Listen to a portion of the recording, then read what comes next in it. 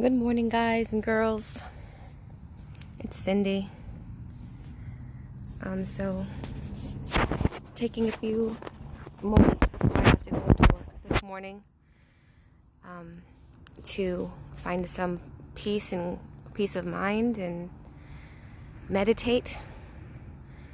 The last few days or weeks have been very tumultuous emotionally. Being that I'm still living in my parents' household, and after the meeting, the 4-part video series that I have previous to this video on my channel, after that meeting, I had to do a lot of soul searching and real evaluation. And when they say that this is a high control group, it's not a lie. The emotional control and the fear and the guilt that the Jehovah's Witness organization exercise is furious, is vicious. I know many within the ex-JW community have experienced the shunning and the guilt and the threats of losing everything and everyone that you love because you disagree with the lies and the deceit and the inaccuracies of the organization. But I always promise that my videos will be real and honest and raw. So after I came out of the meeting with the elders, and as you could hear, the emotional turmoil and pulling and pushing that my heart was doing, I thought, am I just doing something terribly wrong? And am I being selfish? Am I doing this terrible thing to hurt my whole family and all of my friends? And that's a shaking feeling. That's just completely earth-shattering to have those emotions and feelings. And after doing some more reading and meditation, I concluded that this isn't the wrong path for me. This is the correct thing for me to do to regain control of my life and make critical thinking and wise decisions based on knowledge and truth and facts rather than blindly following lies. So I decided, since I'm moving on the 20th and there's a convention approaching in next weekend, that I'd only have to attend 2 more meetings to humor them and to kind of go in peace, so to speak. The elders had asked if I wanted to meet with them again, and I told them I would let them know when I was ready.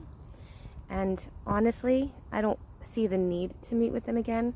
In the first meeting, they got enough information to make a conclusion or a decision based on my ongoing association with those who are non-members or ex-members of the congregation. So there's no real need for me to meet with them again, and I don't intend to. So yesterday, Sunday, was my last meeting at the local congregation that I've been attending my entire life. And it was extremely emotional, especially the subject matter of the Watchtower study being "Do not be taken captive" by I don't know, the fools of this world. I don't remember the exact title. I'm so ill-prepared for these videos. This is just kind of off the cuff. But when the meeting ended, during the Watchtower study, it felt as though several people in the congregation were targeting their comments and really pointing them at me to rethink my path and to come to my senses and do the right thing, and that I was being controlled by Satan and his foolish thinking. It's painful when you have those arrows pointed at you. And even more painful after the meeting ended when my niece, who I've called my heartbeat, and my mini-me, the one that I loved so much, when I told them that this was going to be my last meeting because I was moving, she just stared blankly at me. There was no emotional reaction. Just a small kind of non-smile smirk. I don't know what you would call it, but it was a blank stare. My 10-year-old nephew just looked at me for a second and then turned and walked away. And that pain is excruciating. Knowing that it could likely be the last time that I see or speak with my nieces and nephew. That they're victim to the decisions that the elders feel they need to make to protect their flock. And I've seen it over the years. I've even experienced it in the past. But this feels more final. It feels more permanent because of the decisions that I'm making in my life. And it was a very difficult day, a very difficult experience to go through. But again, this is one of the most frequently used tools and tactics of the organization is the emotional control, the guilt that they make you feel, the threat of losing everything and everybody. And that's how they hold on to people. That's how they make people who leave the organization come back, because they're controlling your entire family and all of your friends. They control them. They don't allow them to think for themselves or to give consideration to how you came to these conclusions on your own. Thankfully, I have established or begun to establish a good support system outside of the organization, and somebody that's very dear to my heart had sent me a message while I was at the meeting that they prayed for me. This is not somebody that would commonly pray, but they prayed that God would help me through it. And then my employer, of all people, reached out to me and asked me what my plans were for the day after the meeting, because I was uninvited to my family's house for lunch by my younger sister who doesn't live in the house. So I had to make other plans outside of the house. And the original plans that I had made had fallen through with another workmate. So my employer asked if I wanted to come over and grill with her and her husband and just spend some time and talk. And I accepted the invitation, and we had such a nice time chatting with each other and eating and having some relaxing drinks and being real, being human, having real human conversation.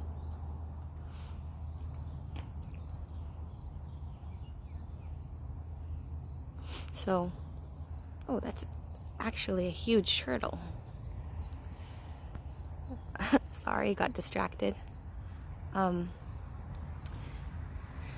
Anyway, so as difficult and emotionally taxing as yesterday started, it ended on a good note. And today I overslept my alarm clock and didn't make it to the gym, but maybe it's the rest that my body needed. And spending some time here at the lakeside, enjoying Jehovah's creations, the beauty and the scenery, tranquility of the motionless water and the reflections of the sky. And so many other things that just help me find peace. The undisturbed sound. I hope the rest of you have a good day, and I hope that this video helps others that are experiencing some of the same issues in their lives to know that they're not alone, know that it's not unusual to kind of feel the guilt and the uncertainty of the decisions that we're making in our lives, and kind of go back and forth mentally trying to decide if this is the right thing to do. But just know that continue to pray, continue to hold on to your faith, even though they tell you that you are leaving Jehovah or your faith has been shaken. They can tell you whatever they want, but they don't know your heart. Only Jehovah and only Jesus have the ability to read hearts. And I know in my heart how much I love Jehovah, how much I trust him, and I run to him for my refuge and my strength. And I know that Jesus died for all mankind, not just Jehovah's Witnesses, or not people who just decide to get baptized and dedicate their lives to the organization of Jehovah's Witnesses.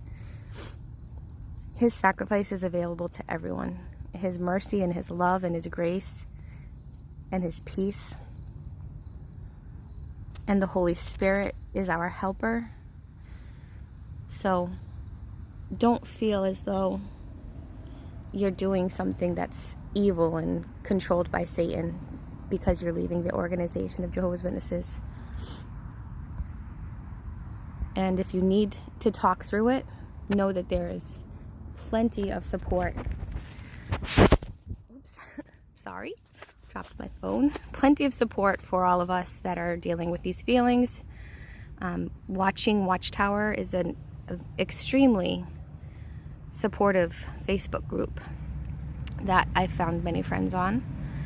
And there's many YouTubers who also are willing to take time to talk with you, so just reach out to them. Any videos that you find that really kind of strike a nerve with you or resonate as relevant and relatable in your life, reach out to them.